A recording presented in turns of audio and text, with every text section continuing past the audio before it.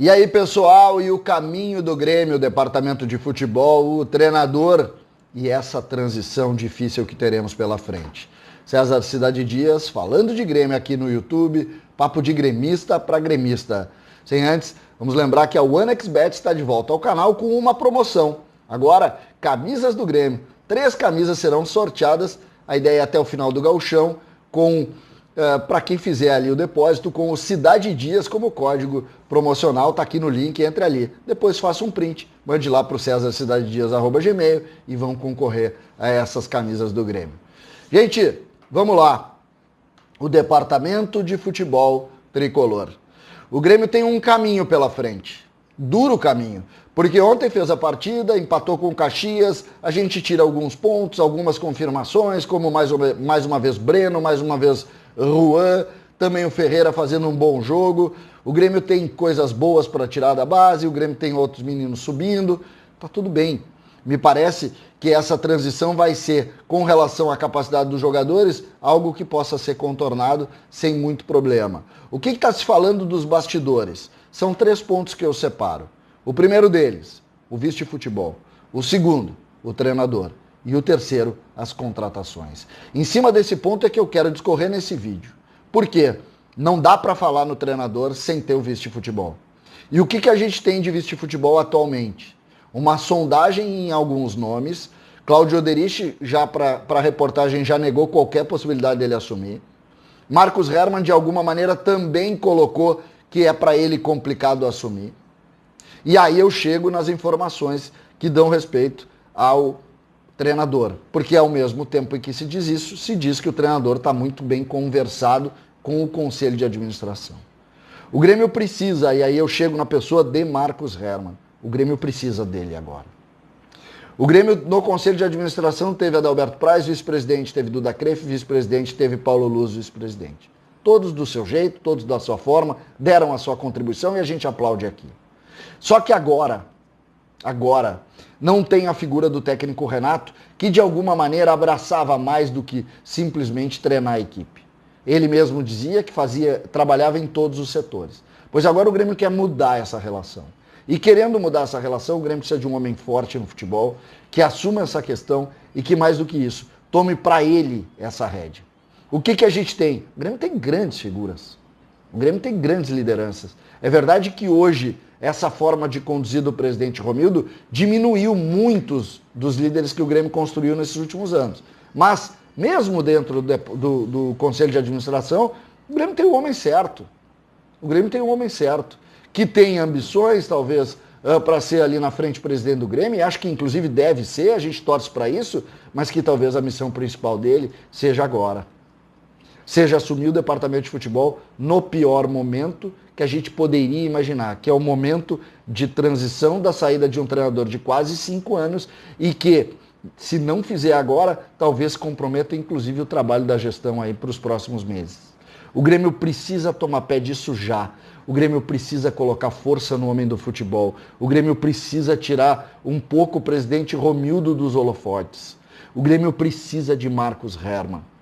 Ah, tem outros nomes? Tem. O Grêmio tem Beto Guerra, por exemplo, Alberto Guerra, que foi diretor de futebol do Duda há 2 anos, que tem muita experiência, que conhece muito, mas que acho que hoje está com outros projetos e dificilmente aceitaria. O Grêmio tem outros nomes, o Grêmio tem o próprio nome de Claudio Oderich, que tem um estilo um pouco diferente, mas que poderia também agregar e agregar muito, até pela forma transparente com que trata as questões. O fato é, o Grêmio tem nomes.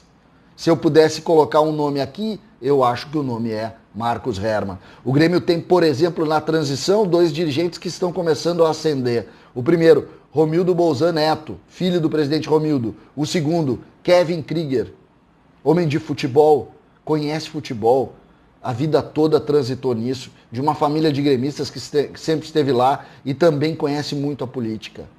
Seria, por exemplo, Marcos Herrmann e Kevin Krieger, uma dupla que dificilmente o Grêmio conseguiria construir neste momento.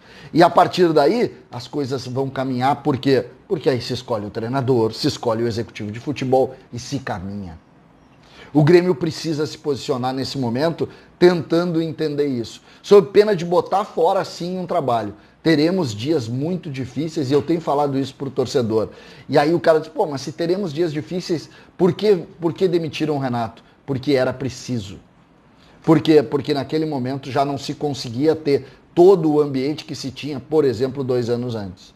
O Grêmio aos poucos foi diminuindo de tamanho e aí é preciso muitas vezes fazer o rompimento. Porque é sempre bom lembrar, ninguém é maior que o Grêmio.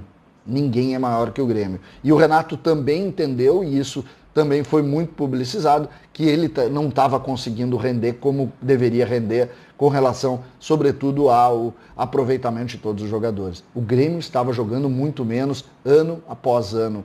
E isso, obviamente, tem responsabilidade do treinador e foi isso que foi feito. O que nós podemos tirar a partir de agora? O Grêmio tem jogo amanhã, mais uma vez, jogando contra o Novo Hamburgo em Porto Alegre, mas a gente fica de olho nos jogadores, mas tudo está nos bastidores. Ontem nós vimos, por exemplo, o Thiago Gomes explicando o que aconteceu no jogo, fazendo determinado, mas fazendo tudo o que é possível, mas é preciso dizer que ele assumiu num treino só de movimentação num dia antes, jogou no outro, hoje faz a mesma coisa e amanhã vai para o jogo, tendo que olhar, por exemplo, e obrigatoriamente só a parte física. O Grêmio está jogando de 48 horas nos últimos dias. E isso a gente sabe que não existe no futebol. Então, essa é a questão. A partir de segunda, o que o Grêmio tem? O Grêmio já tem a Sul-Americana na quinta e precisa produzir para fazer com que possa trabalhar e fazer um time forte lá na quinta-feira. Essa é a realidade. Não tem tempo para nada. Portanto, o nome do homem do futebol precisa surgir o quanto antes. Marcos Herrmann, Kevin Krieger, o Romildo Bolzan Neto, tirem o Romildo presidente, tirem o presidente dos holofotes, deem mais gás para ele, para que ele possa ser o grande gestor que ele é. E a partir daí, o Grêmio vai atrás do Thiago Nunes, do Lisca, do BKSS, de um nome que quiser ser. Mas não façam o contrário. Não coloquem o treinador na frente do homem do futebol. Isso diminui na porta o homem do futebol. Na porta já. O Grêmio, o homem do futebol precisa apresentar o treinador. Essa é uma lógica de hierarquia obrigatória, porque senão já vai se começar a criar esse caminho. Eu falo direto com o presidente. E aí a gente termina com dirigentes, que foi o que o Grêmio fez nos últimos anos. Terminar com dirigentes que estavam lá contribuindo e trabalhando pelo clube. Chegou a hora da gente pegar esse caminho, e a informação que nós temos é que é exatamente isso que vai acontecer. O Grêmio vai escolher o homem do futebol e a partir do homem do futebol, todos abaixo dele. E é assim que se vence. O Grêmio historicamente fez isso e venceu. A gente espera que agora volte a fazer. Volte a fazer. O Grêmio precisa se reorganizar porque, vou repetir, a transição será difícil, complicada, mas o Grêmio tem tudo para logo estar jogando o mesmo futebol que a gente viu jogar em 2015, 2016 e principalmente lá em 2017. César Cidade Dias falando de Grêmio aqui no YouTube.